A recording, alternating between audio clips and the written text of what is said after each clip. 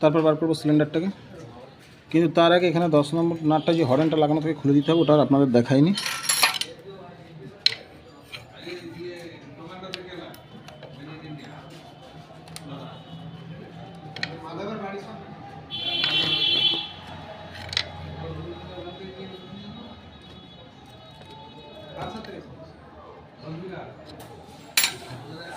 দেখুন হেড আমি বার করে নিয়েছি। দেখুন কী পরিমাণে, দেখুন ভালভগুলো পুরো নষ্ট হয়ে গেছে, কিচ্ছু নেই ভালভে। এবারে দেখুন, এবার যেমন এই পিস্টনে দেখুন কী হারে মোবিল খাচ্ছে, পিস্টনে কিচ্ছু নেই, একদম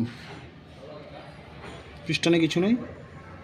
এবারে দেখুন আমি এখানের রোলারটা খুলে নিচ্ছি, এখানে টাইপিং রোলার আছে একটা। দেখুন সিলিন্ডারের এই নাটটাকেও আমি খুলে নিলাম 10 নম্বর।